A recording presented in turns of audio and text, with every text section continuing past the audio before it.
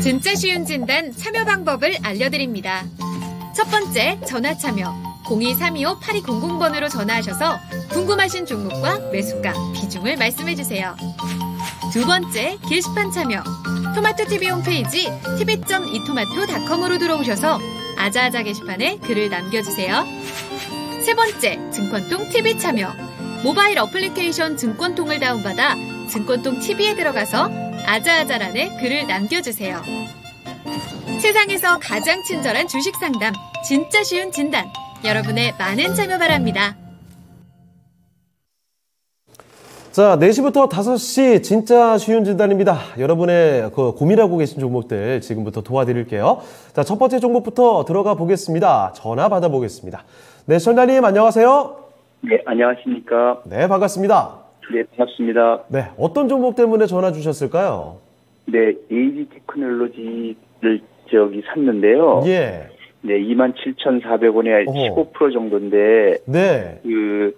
조금 삼성과 연계돼서 좋아진다 하면서도 계속 35% 이상씩이 계속 이제 내려간 상태에서 예. 회복이 전혀 안 되고 있으니 그렇습니다. 이거를 어떻게 이제 지금 다른 종목으로다가 바꿔야 되는지 예. 아니면 이거를 어떻게 조금 추가 매수를 해서 어떻게 네. 단가를 좀 낮추는 방법을 해야 되는지 예. 도대체 해법이 없고 네. 예, 고민스러워서 전화드렸습니다. 맞습니다. 사실 AD 테크놀로지 지금 매수하신 지는 1년이 좀 넘으셨죠? 네.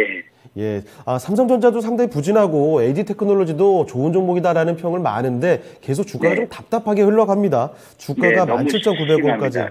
예. 정말 고생 많으셨고요. 자, 그러면 이제부터는 어떻게 볼 수 있는지 저희가 한번 전략을 찾아 드릴게요. 네. 예, 잠시만 기다려 주시고요. 자, 박준현 운용력과 함께 AD 테크놀로지 지금부터 진단을 도와드리겠습니다. 자, 운용자님, 이 종목 계속 내리거든요. 이거 좋은 타이밍 언제쯤 올까요? 일단은 최근에 행보를 하고 있죠. 지금 네. 추가 하락은 없는 상태인데. 예. 우리 시청자님 증자는 안 받으셨죠? 1년 이전에 사셨으면 혹시 유상증자는 안 받으셨죠? 네, 안 받았습니다. 유상증자 이후에 사셨나 보네요. 그래서요. 회사가 2000년도 중하반 정도에 유상증자를 한번 했는데 회사가 이제 성장하기 위해서 자금까지 확보를 해놓은 상태인데 주가 못 간 이유가 결국은 삼성전자 주가 부진 요인도 여기에 딱 맞물려 있는 거거든요. 예. 삼성전자가 최근에 약간 이제 상승 시도하려고 하고 있지만은 주가가 부진한 이유 자체가 이 AD 테크놀로지와 관련된 파운드리 반도체, 시스템 반도체 부분에 대한 경쟁력이거든요. 디램 같은 경우라든가 스마트폰 같은 문제가 없는 쪽인데 최근에 이제 스마트폰 GOS 논란과 관련된 것도 결국은 시스템 반도체와 관련된 기술력 부족으로 인해서 그 문제가 발생했다. 이제 그렇게 생각하고 있는 쪽이거든요. 네. 그게 삼성전자가 주가가 한 단계 상승하기 위해서는 결국은 디램이라든가 스마트폰보다는 스마트폰 디램은 이제 변동성이 크고 스마트폰 시장은 지금 이제 저성장이니까 결국 이제 성장하기 위해서는 대만의 TSMC를 따라잡는 시스템 반도체 쪽에서 어느 정도 능력을 인정을 받으면서 네. TSMC와의 격차를 줄여야 되는데 예. 삼성이 야심차게 2년 전인가요? TSMC를 좀 따라잡겠다. 그렇죠. 2030년도까지인가요? 투자 굉장히 하겠다고 했는데 예. 현재 시점에서는 오히려 TSMC와 지금 점유율차가 더 벌어지고 있거든요. 그렇습니다. 그러니까 현재 외국인 투자가들 입장에 본다 한다면 삼성전자를 좀 약간 못 믿어 하는 거죠. 과거 같은 경우에 삼성이 헌다 그러면 했는데 이번에는 안 되더라. 이제 그런 쪽이거든요.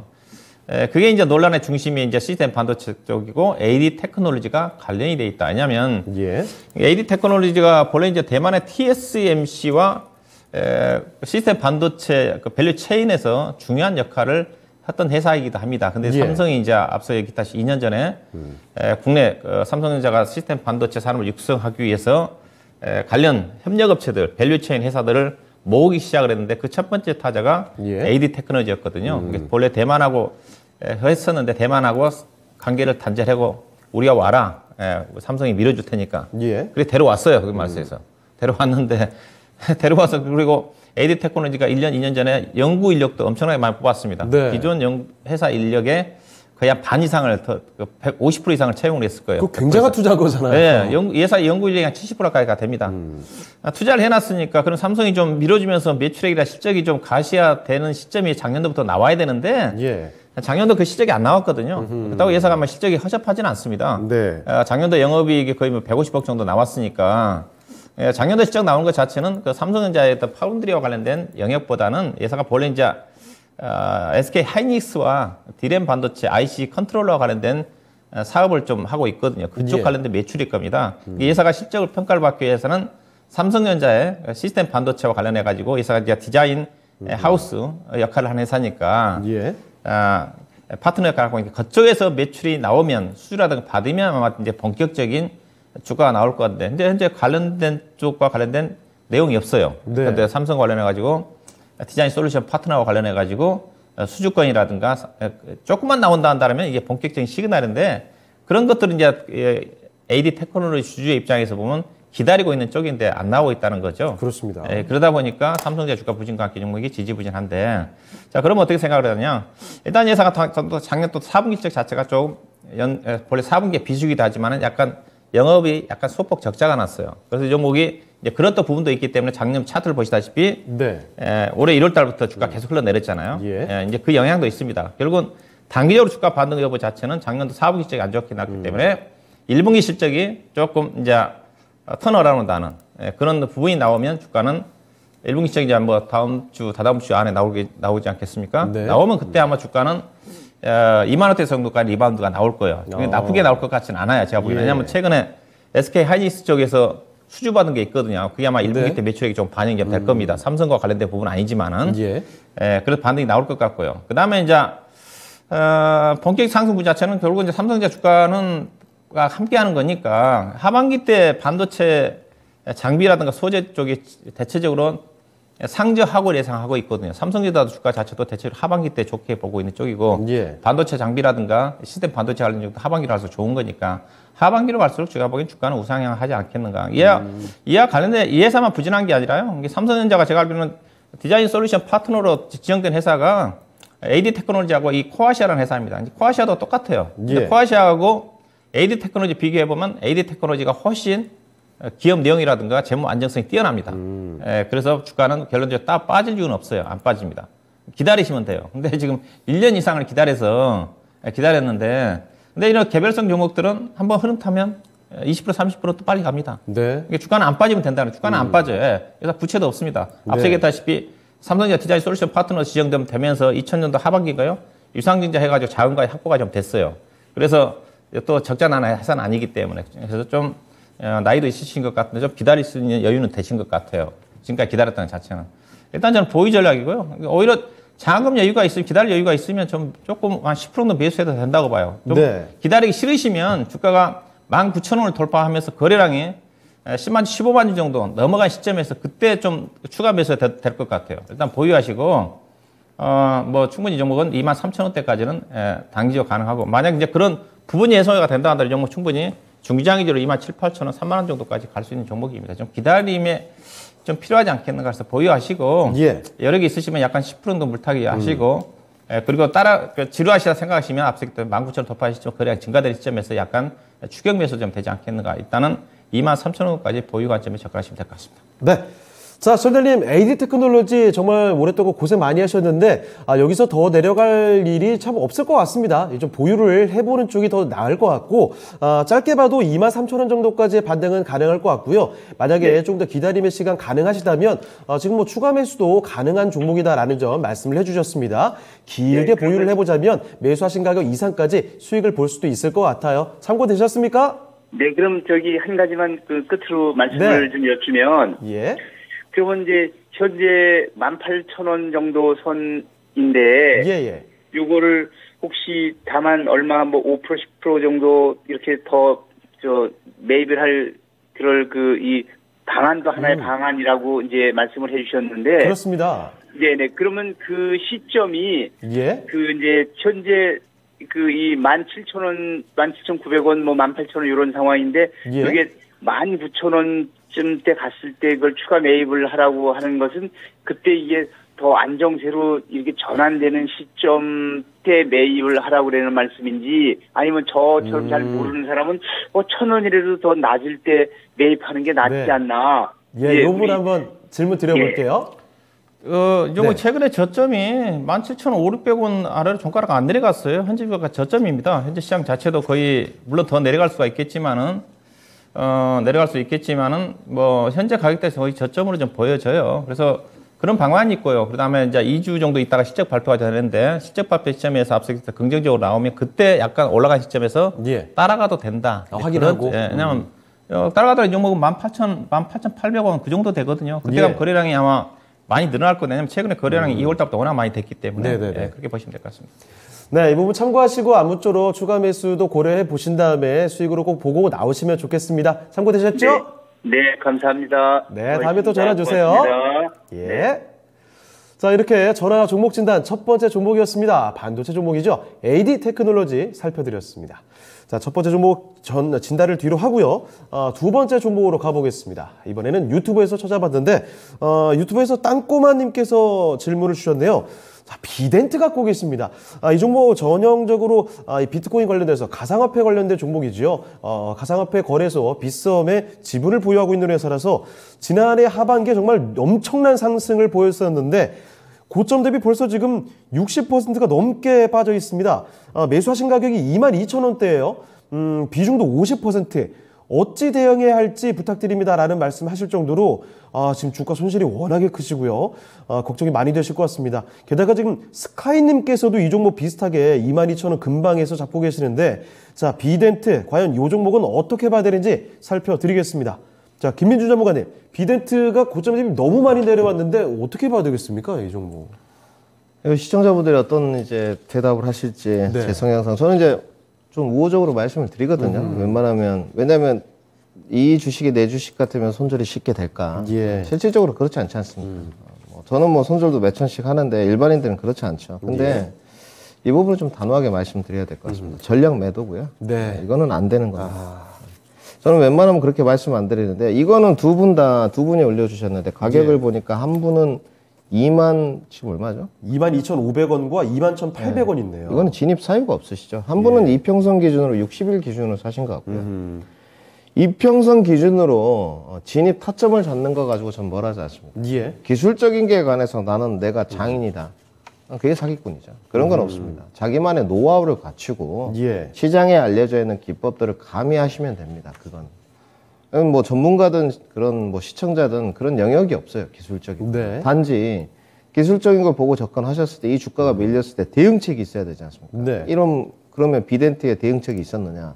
적어도 비덴트는 아까 우리 이창호 앵커가 말씀하셨듯이 예. 지금 빗썸홀딩스 지분 갖고 있다는 거, 버킷 스튜디오 지분도 10% 갖고 있거든요. 빗썸 것도 갖고 있습니다. 그런데 비트코인이 이제 가격이 올라갈 때 샀던 모멘텀이지 않습니까? 예. 적어도 실적이라든지 수급이라든지 어떤 기술력이 뒷받침되는 건 아니거든요. 이 회사는 디지털 방송 전문가 비디오 만드는 업체입니다. HD 이런. 그런데 어쨌든 그 지분 모멘텀을 갖고 있다는 게 모멘텀 추세 단타를 하셨어요. 네. 차트 모습 좀 보시죠.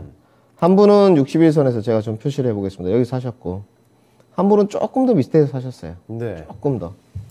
그러면 손절 라인도 기술적으로 접근을 해야 되는 거죠. 접근 포인트가 모멘텀 그리고 기술적인 거. 그럼 모멘텀이 소실됐을 때 손절을 하거나 기술적으로 내려왔을 때 관리를 했어야 되는데 이도저도 아니지 않습니까? 그러니까 예. 주식을 살 때 세 가지 사유를 보라는 이유가 버팀목이거든요.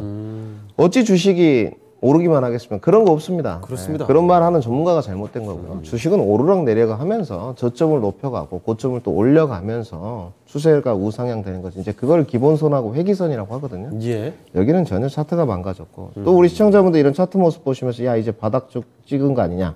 기관 행보로 가지 않느냐. 네. 그렇게 따지면 비트코인 가격을 보시면 답이 나와있죠. 지금 비트코인 제가 좀 켜놨는데 저는 예. 코인을 참고로 하지 않습니다. 주변에 제 주변에 코인을 하시는 분이 한 분 있는데 예. 잘 하시더라고요. 기술적인 거 보고 잘 하시는데 지금 4,930 뭐 98,000원이네요. 원화로 비트코인이. 이거 바닥권인 것 같지 않습니까? 그런데 바닥이 어디 있습니까? 지하 5층인 것 같으면 지하 10층에 있죠. 지금 제가 늘 말씀드렸듯이 저는 두 가지에서 반대 의견을 드리는데 이건 길게 설명드릴 필요가 없는 것 같아요. 네. 저는 대표적인 공매도 반대론자고 코인 반대론자입니다. 여러분들 코인 투자를 하실 때 코인 종목도 다르겠지만 재무제표도 없는 코인 회사들이 정말 많아요. 네. 그런데 투자하는 것은 도박입니다. 물론 코인을 해서 일확천금을 하신 분도 있지만 예. 극소수고요. 0.02%입니다. 특히나 지금 MZ세대들이 열풍을 하는데 전 돈 버는 사람 10,000명 중에 한두 명 봤습니다. 한두 명. 네. 이거는 불가능한 영역에 도전하시거나 보시면 될 것 같고요. 물론 우량주들도 있고 앞으로 블록체인이나 좋은 기술이 어떻게 될지 모르겠습니다만 각국에서 이미 디지털 화폐를 진행하고 있지 않습니까? 네. 중국도 그렇고 미국도 그렇고 수십 번을 말씀드렸고요. 국가에서 운영하겠다고 하지 않습니까? 그렇죠. 자국의 통화 가치에 도전하는 가상화폐. 이건 국가의 근간을 흔드는 기본 요소입니다. 그렇기 때문에 이루어질 수가 없고요. 뭐 이렇게는 가능합니다. 한국은 디지털 화폐 비트코인 하겠다. 네. 이런 폭등이죠. 이런 폭등입니다. 그런데 그런 멍청한 대통령은 있을 수가 없습니다. 네. 자국 통화 가치를 포기하는 것이기 때문에.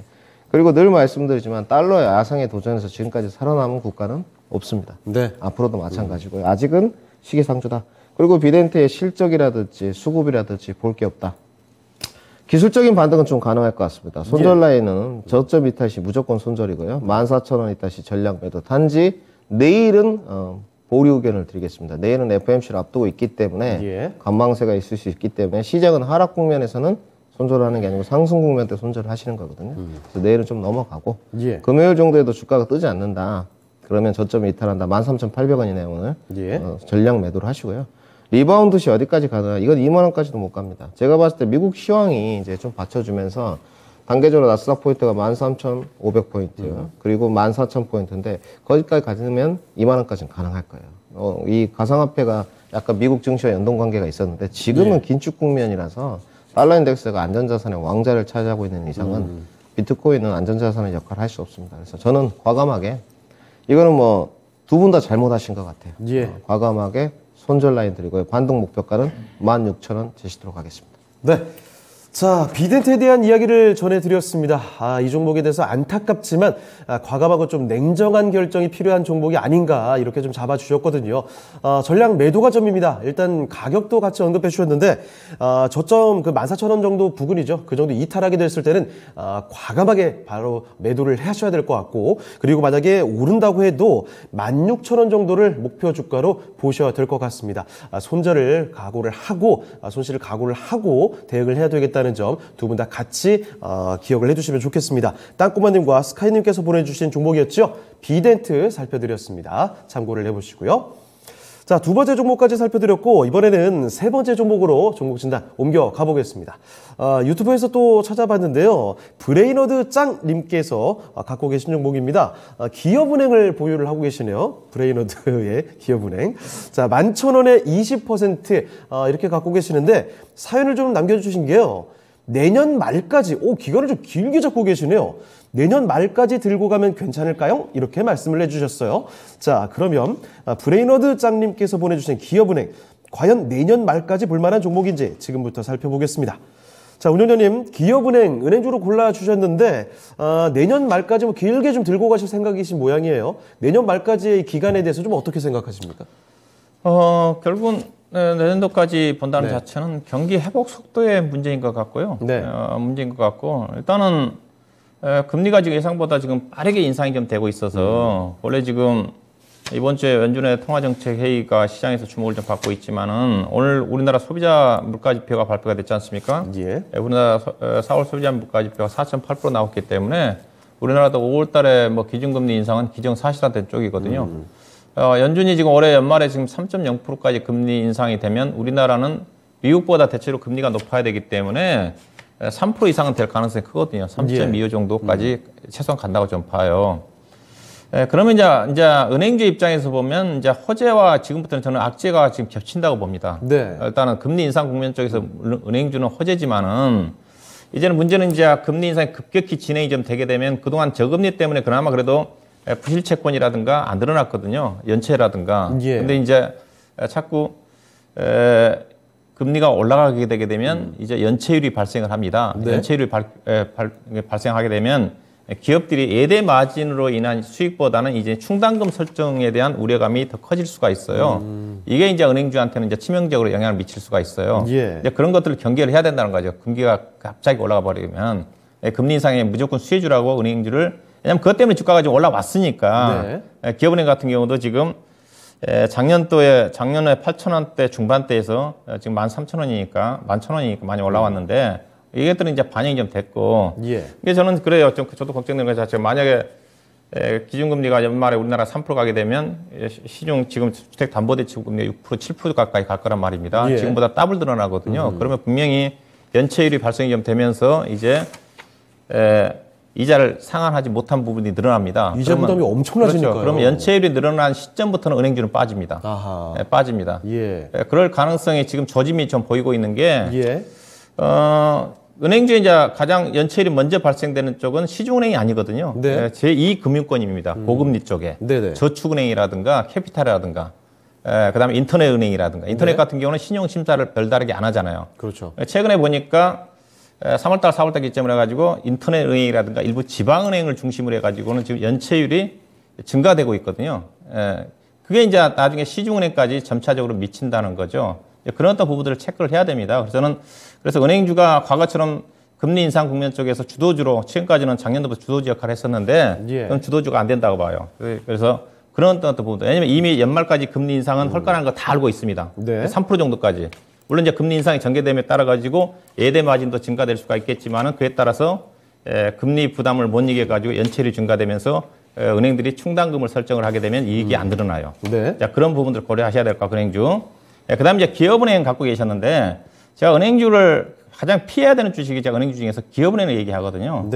기업은행이 만약에 시중은행 쪽에서 연체율이 증가되면 저는 가장 먼저 영향을 받는다고 봐요. 과거 같은 경우는 우리금융이 상당히 부실이 취약했거든요. 우리금융이 연체율이 먼저 발생이 되는데 기업은행이 될 가능성이 큽니다. 왜냐하면 기업은행은 지금 대주주가 기획재정부지 않습니까? 기획재정부가 그다음에 산업은행이 거의 정부의 기관이라고 보시면 될 것 같은데 최근에 코로나 국면 쪽에서 기업은을 통해 가지고 소상공이라든가 어떤 중소기업 쪽에 정부에서 밀어내기 대출해줘라 책임질 테니까 대출을 많이 해줬어요. 부실이 나더라도 우리가 메꿔줄 테니까 정부에서 메꿔줄 테니까 그래서 우리 기업은행 같은 게 보시게 되면 증자가 많이 했습니다.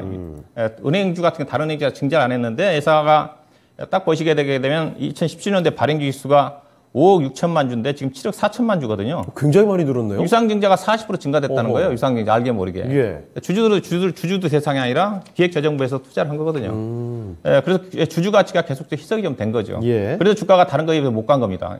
40% 손이 난 거죠. 그래서 더뎌요. 그러니까 다른 것들에 비해서 KB금융이라든가 하나금융주라든가 종목들이 30% 50% 갈 때 종목은 20% 정도밖에 못 갑니다. 나중에 또 이제 앞서 얘기했다시피 연체율이 증가됨에 따라 가지고 영향을 미치면 왜냐하면 호랑면 쪽에서 신용도도 체크 안 한 상태에서 정부가 책임질 테니까 대출을 하라고 압박이 들어와서 신용심사를 느긋하게 해가지고 대출이 많이 나가는 것이 기업은행이거든요. 가장 먼저 연체율에 타격을 받을 수가 있다. 그래서 지금도 전 한다 하더라도 기업은행은 피해라. 사더라도 저는 하나금융이라든가 KB금융이라든가 그쪽이 좀 낫다. 그런 어떤 관점을 보셔야 될 것 같고요. 그래서 일단은, 그래서 아마 언제 사셨는지 모르겠지만 수익이 좀 안 날 건데, 최근에 은행주가 실적 발표됐는데 또, 기업은행이 작년도 4분기 실적은 괜찮았을 거예요. 근데 이번 1분기 실적 보게 되면 기업은행이 다른 것들은 다 예상 실적, 상회할 실적 나오는데 기업은행만 예상 실적 부합하는 실적 나왔어요. 그래서 주가가 좀 더디게 가지 않겠는가. 그렇지만 팔 이유는 없다. 다만 그래서 앞서 얘기했던 은행주 선택할 때 기업은행보다는 새로 매매하신 분들은 KB금융이라든가 신한금융지주라든가 하나금융을 사는 게 나을 것 같고 기업은행은 저는 짧게 보셔야 될 것 같습니다. 일단은 저는 12,000원 정도, 한 11,000원도 사셨는데 12,000원 정도. 워낙 주가 자체는 싼데 싸기는 싼데 그래도 유통 물량이 상당히 좀 많다는 걸 고려해서 일단은 현재 가격 대에서 약간 10% 정도 매수가 가격이 된 12,500원 정도, 2,000원에서 2,500원 정도 수익을 좀 목표로 해서 기간보다는 목표 수익을 염두에 두고 접근한 전략이 좀 필요하지 않겠는가 그렇게 말씀드리도록 하겠습니다. 네. 자, 기업은행 봐드렸습니다. 이제 금리가 올라갈 거라고 하니까 은행주 쪽으로 길게 좀 갖고 가겠다 이런 생각이지 않았을까 생각이 드는데요. 자, 그런데 은행주라고 다 지금 무조건 호재로 볼 수만 있는 게 아니라 연체율이라는 개념을 생각을 하셔야 될 것 같아요. 그러니까 금리가 오를 때 돈 빌린 사람들이 갚기가 좀 어려워진다는 거죠. 이런 것도 은행주들의 부담으로 작용하고 그중에서도 그래서 이 기업은행에 대한 부담, 주가 상승이 좀 더디지 않을까라는 점을 말씀을 해주셨습니다. 그래서 은행주 쪽에서는 뭐 하나금융지주나 KB금융 쪽이 좀 더 낫지 않을까라는 판단 내려주셨고요. 자, 그런 측면에서 기업은행은 12,000원이나 12,500원 정도까지 올라갔을 때는 팔고 나오시는 쪽 아니면 종목을 교체해 주실 쪽이 좋을 것 같네요. 자, 이렇게 종목 진단 살펴드렸습니다. 자, 브레인워드장님의 기업은행이었습니다. 자, 그러면 또 다음 종목 가볼 텐데 이번에는 전화가 지금 들어와 있습니다. 전화 한번 받아보겠습니다. 자, 전자님 안녕하세요. 네, 안녕하십니까. 수고하십니다. 네, 반갑습니다. 네, 자, 어떤 종목 도와드릴까요? 오토엔요. 오토엔이요. 네, 네, 매수 가격하고 비중 말씀해 주시죠. 16,700원에 30%입니다. 16,700원에 30%. 자, 이거 얼마 전에 들어가신 종목 아닌가요? 이거 좀 2만 얼마에 사가지고 예. 저거 물타기 좀 했습니다. 다 고점 나오고 나서 좀 내려갔을 때 진입하신 건가요? 고점 이게 한 달 보름 정도 이렇게 됐을 때 샀습니다. 아, 그래요? 네. 알겠습니다. 오토엔이 최근 들어서 주가 급등했다가 그대로 다 쭉 내려온 상황이어서 네. 참 그 변동이 커서 좀 대응하기 쉽지 않으셨을 것 같은데 자, 네네. 지금 일단 14,500원까지 좀 내려왔습니다. 네. 소식을 좀 보고 계시고 네. 어떤 점이 가장 궁금하실까요? 이거를 계속 예. 12월까지 들고 가야 될지 안 좀 그러면 길게 보유를 손절을 생각도 해야 될지. 하셨군요. 네. 자, 그러면 손절을 해야 되는 건지 길게 좀 네. 끌고 가도 괜찮을지 여쭤보신 거죠? 네, 손절적으로 예. 부탁드리겠습니다. 알겠습니다. 손절을 해야 된다면 손절가를 어떻게 봐야 되는지요? 네. 예, 살펴드리죠. 자, 김민유 전문가와 함께 알아보겠습니다. 전문가님, 오토엔 이거 대기업 중고차 시장 진출 그 얘기 나오면서 급등했다가 바로 많이 내려왔더라고요. 어떻게 대응을 해야 되겠습니까? 이게 아무래도 케이카가 이제 뭐 유연예인인가요? 유모 씨 이제 연예인 예. 나와서 하는 광고 그게 이제 상장이 되면서 중고차 시장에 이제 들어온 것 같은데 네. 일단 첫 번째로 잘못하신 거는 기술적인 걸 보고 사셨다는 거. 아하. 두 번째는 이제 상장한 지 얼마 안 됐는데 이제 의무 보호 확약 물량, 이제 보호예수 물량이라고 그냥 생각하시면 될 것 같습니다. 예. 이 물량을 확인 안 했다는 거. 여기 보니까 지금 언뜻 보기에는 6개월짜리까지밖에 없는 것 같거든요. 네. 보니까 20일 날 120만 주가 나왔던 것 같아요. 4월 20일 날. 예. 4월 20일 날 120만 주가 나왔는데 이게 지금 소화가 됐느냐? 소화가 전혀 안 된 것 같거든요. 그러니까 보호예수 물량이 나오고 전환수채 물량이 나왔을 때 소화를 하면서 갈 수 있느냐? 예. 거래량을 보면 알 수 있거든요. 근데 전혀 소화가 되지 않고. 이 회사의 가장 큰 모멘텀은 대기업의 중고차 진출이었죠. 예. 저는 뭐 개인적으로 대기업이 중고차 진출하는 거 합당하다고 보는 쪽입니다. 네. 단지 뭐 올바르게 이제 중고차 시장에서 사업을 하시는 분도 계시지만 인식들이 좋지 않잖아요. 네. 그렇게 보면 이 대기업의 중고차 시장을 진출했던 기업들이 주가는 더 오를 수 있다고 봐요. 지금 또 뭐 신차들이 굉장히 대기가 오래 걸리지 않습니까? 그렇습니다. 1년씩. 다 좋은데 정부 입장에서는 또 소상공인 상당히 요즘에 어렵지 않습니까? 상생안도 또 생각을 해야 되거든요. 정확하게 말씀드려서 이 부분을 한 게 아니고 권고 유예를 했습니다. 예. 내년 좀 5월부터 팔면 안 되겠니? 말 그대로 권고 유예를 좀 했고요. 그 다음에 판매 대수는 제한을 뒀습니다. 이 부분은 분명히 정확한 사실이고요. 단지 이제 현대 쪽은 현대 글로비스가 하고 있고요. 여기 오토엔도 현대 기아가 최대 주주는 아니지만 물량을 보유하고 있습니다. 현대가 예. 8%, 기아가 5% 정도. 그리고 B2C. B2C는 이제 기업하고 소비자. 네. 또 B2B도 하고 있고요. B2B는 이제 메인테너스죠. 리페어 오퍼레이션이라고 이제 MRO라고 하던데 보니까 뭐 개인은 멤버스를 하고 있고 운영을 네. 하고 있는데 쉽게 말씀드려서 원스톱 솔루션 제공한다고 보시면 될 것 같습니다. 자동차 용품. 예. 그러면 실적을 좀 봐야 되겠죠. 글쎄요, 저는 우리 시청자님 실적 보면은 그러니까 접근 포인트가 있지 않습니까? 예, 예. 실적으로는 답이 안 나오는 것 같고요. 야하. 그 다음에 이제 중고차 모멘텀. 5월까지 공고 유예가 돼 있는데 올 연말까지 12월까지 보유해도 될까? 그러면 안 맞지 않습니까? 우리 시청자님 네. 전화 연결 어렵게 되셨으니까 보유를 하실 거면 내년 5월까지 해야 되겠죠. 그러면 주가 하방 지지폭이 과연 나올 수 있느냐? 이 부분도 어려워 보이죠. 네. 지금 실적이 그렇게 좋지 않고 5월까지 위해가 되어 있는 상태인데 현대 글로비스와는 상황이 틀린 것 같아요. 예. 그렇기 때문에 저는 조금 다르게 봐야 된다고 보고요. 리바운드는 가능할 것 같습니다. 하단 저점 부근을 제가 봤을 때는 14,000원 정도, 뭐 조금 더 넓히면 13,500원 정도 보시면 될 것 같고요. 이번 주는 반등이 좀 어려워 보이고 당분간 향후 주식을 다시 반등세, 리바운드로 이끌 수 있는 모멘텀도 좀 부재하다고 봐야 될 것 같습니다. 예. 공고 유예가 떴기 때문에. 그러니까 멀티플을 좀 갖고 있으면 좋은데 옴니 원스톱 솔루션 중고차 생활용품이지 않습니까? 자동차 생활용품. 그렇기 때문에 제가 봤을 때는 이 부분은 손실을 줄이는 데 포커싱 하시는 게 좋을 것 같고요. 예. 이제 이런 게 아마 고민이실 거예요. 달릴 말에 좀 올라타서 빠르게 가고 싶냐. 네. 저도 그러고 싶습니다. 추천하고 나면 하루 만에 탁탁 가고 이틀 만에 가고 많은 전문가들 마찬가지거든요. 네. 그런 경우는 없습니다. 없다고 보시면 되고요. 어쩌다가 이제 그렇게 빠르게 가면 좋은 것이고. 그렇기 때문에 저는 이거 손실 관리해야 된다고 보고 있거든요. 손절 라인은 제가 봤을 때 지금도 시청자님이 16,700원이 대한 15% 떨어졌는데 질문할 정도면 예. 더 떨어지면 더 못 버티실 것 같고. 그러면 판단이 안 될 거예요. 네, 아마. 그래서 저는 기간으로 접근하시는 게 좋을 것 같고요. 앞서 말씀드렸듯이 내일은 관망세가 나올 수도 있습니다. 예. 단지 미국 시장의 실적 발표가 뭐 AMD라든지 뭐 화이자라든지 지금 스타벅스도 내일 실적 발표거든요, 오늘. 그래서 내일 시장은 좀 봐야 될 것 같은데 내일 시장이 좋으면 금요일까지 시장이 좋습니다. 이때를 이용해서 탈출 전략이고요. 이건 반등이 나와봤자 많이 나오면 16,000원 선입니다. 16,000원이요? 네, 그렇죠. 만약에 내일 시장이 안 좋다. 시장을 아침에 열어보았는데 FOMC를 앞두고 간망세가 좀 나오는 것 같다. 그러면 요건 저는 패스하십시오. 네. 저는 이렇게 보고 있거든요. 15% 손절하나 18% 손절하나 똑같다고 네. 보는 쪽이에요. 오히려 반등 국면을 조금 노리는 게 나으니까. 예. 그러면 다음 주 월요일도 좋냐? 월요일도 안 좋거든요. 러시아 우크라이나 전면전 지금 선언 상황이 예측돼 있기 때문에 차라리 윤석열 정부 신정부가 또 들어서게 되면 시장이 조금 정책을 발표하면서 좀 좋거든요. 그렇죠. 그래서 다음 주 화요일 정도나 수요일 정도 손절하는 걸로. 그래서 꼼꼼하게 적어 놓으셨다가 내일 시장이 좋으면 바로 전략 매도하시고 예. 내일 시장이 좀 안 좋다. 그러면 최대치를 수요일 정도나 목요일 정도까지 버티게 한 다음에 리바운드로. 손절 라인은 만약에 시장이 안 좋은데 이탈을 해버린다. 13,500원으로 제시도록 하겠습니다. 네.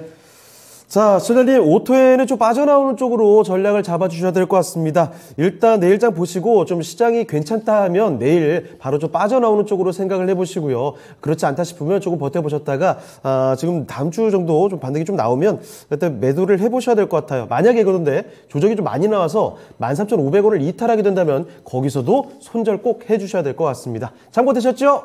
네, 감사합니다. 네, 다음에 또 전화 주세요. 네, 수고하세요. 예.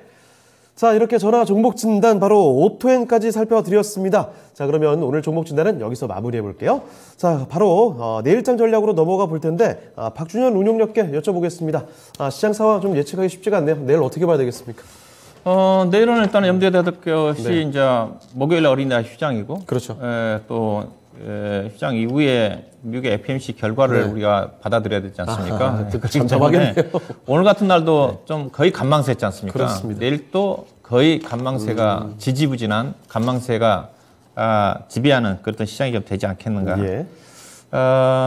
일단은 시장은 그렇다 한다 하더라도 일단은 어느 정도 하방은 좀 지지가 되거든요. 미 증시도 좀 봐야 되겠지만은 오늘 밤에 이제 미국 증시가 어느 정도 바닥이 확인이 좀 될지 의미 있는 반등이 나오면 단기 또 바닥이 나올 수가 있을 것 같고요. 예. 미 증시도 최근에 주가 하락 자체가 연준의 통화 정책보다는 기업들 실적 때문에 많이 변동성이 컸으니까 주요 기업들 실적이 다 발표가 됐지 않습니까? 그러면 통화 정책은 다 알려진 내용이기 때문에 추가적으로 실적에 대한 변동성을 나타낼 수 있는 그런 기업들 실적 발표는 다 마무리가 됐기 때문에 변동성이 예. 크지 않겠는가 생각이 좀 되고요. 그 국내 같은 경우도 변동성은 제한적이다. 그 이유는 일단은 미국의 나스닥 시장의 변동성 자체는 워낙 성장성 주식들이 많다 보니까 뭐 PBR 지표가 상당히 높거든요. 근데 국내는 국내 기업들 실적들이 지금 상당히 좋게 좀 발표가 좀 되고 있거든요. 네. 그래서 주요 기업들 중심으로 해서 그래서 하방이 좀 지지가 좀 될 것 같고요. 다만 그런 불확실성을 앞두고 있기 때문에 시장은 거의 행보 구간이다. 일단은 저는 개인적으로 이번 주까지는 방향성은 등락이다. 코스피 2660에서 네. 2720포인트 사이에 좀 변들을 좁히면 2680점까지 내려왔는데 크게 밀리진 않을 겁니다. 2700포인트 사이 오늘 잠깐 갖다 밀렸는데 그 사이에 등락이라 좀 봐야 될 것 같고요. 그래서 단기적으로는 짧게는 이슈라든가 실적 오전 중소형 종목들 중심의 제한적인 종목에 집중을 해야 되지 않겠는가. 예. 앞으로도 마찬가지일 것 같고요. 다음 주에도 왜냐하면 수급 자체가 좋지 않기 때문에 종목별 대응이 필요하지 않다. 그렇게 해야 될 것 같고요. 관심은 여전히 저는 IT라든가 철강, 그 다음에 건설주보다는 건설기계, 예. 건자재, 그 다음에 여전히 인플레이션 이슈이기 때문에 인플레이션 관련 원자재 수혜주인 상사 주식들, IT 소부장, 2차 전지, 그 다음에 모빌리티 관련된 종목 쪽에서 선별적으로 실적 오전 종목 중심으로 접근할 필요가 있지 않겠나 보고 있습니다. 네. 자, 그럼 이어서 또 바로 김민준 전문가께도 내일장 전략 확인을 해보겠습니다. 전문가님은 내일장 어떤 포인트로 좀 보고 계실까요? 네, 뭐 내일 관망세가 좀 나올 수도 있고요. 예. 내일 뭐 또 시장이 좋을 수도 있습니다. 지금 미국 시장의 흐름을 보게 되면 좀 간단하게 정리를 해두면 총 두 가지인 것 같아요. 이제 지정학적 리스크가 일단락되지 않았고, 그다음 봉쇄령에 이어지는 게 결국은 공급망 대란을 일으키고 있고, 이게 연준의 이제 긴축 스탠스를 빠르게 당기지 않습니다. 네. 이 부분인 것 같은데, 저는 이렇게 보여지거든요. 지금 뭐 내일 미국 증시는 뭐 모르겠지만, 지금 미국 증시 흐름을 보게 되면 장 막판 후에 실적 발표를 하는데, 이 기업의 실적이 좋으면 미국 지수가 좀 올라갑니다. 예. 나스닥이 좀 올라가고, 실적이 안 좋다. 대표적으로 아마존. 뭐 14% 급락했을 때 시장이 엄청 안 좋았거든요. 그렇습니다. 근데 내일 이제 뭐 결국은 실적액군의 장세에 따라서 미국 증시도 움직인다 보여지고요. 뭐 제약바이오업체 1위인 화이자도 실적 발표가 있고, 예. 스타벅스도 뭐 소비주로 좀 봐야 될 것 같고요. 그 다음에 이제 듀폰. 세계 화학업체 1위거든요, 듀폰. 네. 그리고 또 뭐 여러분들이 잘 아시는데 실적 발표가 이제 중에 있는 게 AMD. CPU 중앙 처리 장치 중에서는 2위를 기록하고 있습니다. 예. 여기 실적들이 좀 봐야 될 것 같은데, 저는 FOMC에 대한 것들이 시장에 많이 선반영됐다고 보여지고요. 늘 말씀드리지만 비둘기적인 건 없습니다. 무조건 매파적이고 코멘트가 중요하다고 보여지는 쪽입니다. 그냥 좋게 그냥 중립 스탠스로 넘어갔으면 좋겠어요. 네. 5월 5일 새벽 2시입니다. 그래서 내일 시장이 좋으면 금요일도 시장이 좋습니다만, 이번 주는 제가 봤을 때 그렇게 크게 등락 과정이 이어지진 않을 것이다. 단지 5월 9일 푸틴이 걱정이고요. 정치적인 것은 주식하고 밀접한 관련이 있습니다만 도저히 연구를 못 하겠습니다. 예. 사람 예측이 안 되잖아요, 사람 이거. 심리를 읽을 수가 없기 때문에 이런 이제 잔인한 행동을 그만해야죠. 저는 그래도 이제 이 지정학적 리스크가 일단락이 안 되더라도 지수는 저는 좀 다르게 박스권 돌파가 가능하다고 보여지는 쪽입니다. 예. 지금 지수는 2,600선이 저점이거든요. 상단이 2,720, 뭐 32 정도 선인데, 저는 미국의 FOMC 발표에 단기 반등세가 좀 나온다고 보는 쪽이고요. 추세 돌파가 가능하다. 2,800선까지를 내다보고 있습니다. 그것은 5월 말까지 저는 가능하다고 보여지는 쪽이고요. 또 예. 6월에 이제 뭐 0.75%를 올리느냐 마느냐에 따라서 좀 바뀔 수 있다. 저는 삼성전자가 이제는 삼성전자의 시황이 달라진 건 없습니다. 네. 삼성전자에 관해서 가장 분석을 완벽하게 한 사람은 박준영 의원입니다. 저는 동감하고요. 예. 삼성전자는 다른 게 문제가 있었던 게 아니고 수율 문제가 있었죠. 네. 산업화에 관해서. 근데 이제 점진적으로 개선하겠다고 했으니까 실적은 뒷받침이 되지 않습니까? 예. 역대 최대 매출 있었지 않습니까? 앞으로 그러니까 이 수율을 얼마나 개선하고 따라갈 수 있는지 이제 관건이에요. 그런데 공매도도 분명 한몫은 했거든요. 삼성전자 공매도 비중 높습니다. 7조입니다. 아직도. 대차장구 수준을 보게 되면. 그래서 외국인들이 이제 저점 매수를 할 때 2차 전지나 NFT 메타버스냐, 반도체냐, 답은 정해져 있어요. 반도체 IT겠죠. 그래서 저는 삼성전자가 7만 전자, 8만 전자가 된다면 2,800선까지 반등이 가능할 것이다. 내다보는 쪽이고요. 예. 단지 우리 시청자분들 매매하고 투자는 확실히 구분했으면 좋겠습니다. 2주 전까지는 매매가 좀 좋았어요. 네. 근데 지금은 투자가 조금 더 좋더라고요. 확실히 이제 기다림이 인구의 세월이 있으면 큰 수익은 다가오거든요. 그렇습니다. 그리고 실적군 장세 5월까지 이어지니까 뭐 매매를 좀 하신 분들은 이제 중소형 종목 중에서 실적군을 택해서 좋은 쪽으로 하시면 될 것 같고, 단지 2분기까지 내다보시는 게 좋을 것 같고요. 저는 뭐 똑같습니다. 이제 반도체는 장비 쪽이고요. 반도체 장비. 그 다음에 자동차. 자동차 뭐 전월 동기 대비해서 좀 떨어졌다고 하지만 여전히 저가 매수 매력티가 있다고 보여지는 쪽이고, 그 다음에 여전히 리오프닝 쪽에서는 뭐 순환매인데 우리고요. 예. 그 다음에 이제 6월에 제약바이오 학회가 상당히 많습니다. 아스코도 있고, 지금부터 이제 사셔야죠. 예. 제약바이오. 그리고 역시나 저는 뭐 항공, 대한항공 이제 MMA 합병이 3월 31일에서 6월 31일로 미뤄졌거든요. 예. 이 부분도 이제 슬슬 3만 원대 저점을 형성하고 있기 때문에 오지 않겠나. 그래서 항공 쪽에 관심을 둬보자. 이렇게 정리해 드리겠습니다. 네. 자, 그리고 두 분의 또 공개 방송이 있어서 잠깐 안내를 해 드리겠습니다. 먼저 박준현 운영자님, 내일장에 또 공개 방송 있으시죠? 예, 매주 제가 화요일 했던 공개 방송 이제 수요일 날 옮겨서 합니다. 내일 5시에 공개 방송 예정됩니다. 변동성 장세 네. 수익 내기란 주제를 찾아뵙도록 하겠습니다. 알겠습니다.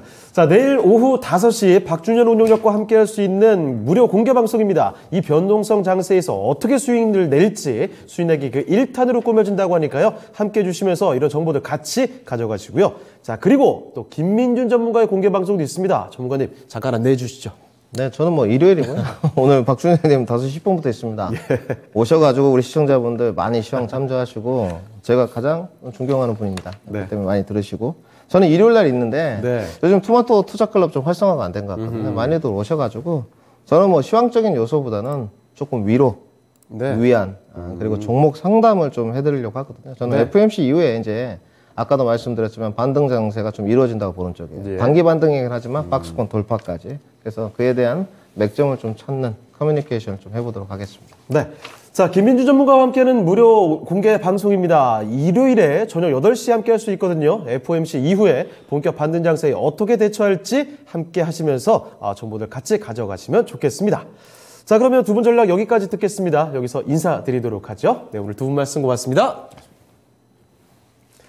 네, 진짜 쉬운 진단 여기서 마치도록 하겠습니다. 지금까지 다양한 투자 판단에 대한 도움 말씀을 드렸습니다만 특정 종목의 상승과 하락을 보장하진 않습니다. 이 점 기억해 주시고요. 저희는 내일 이 시간에 다시 뵙겠습니다. 고맙습니다.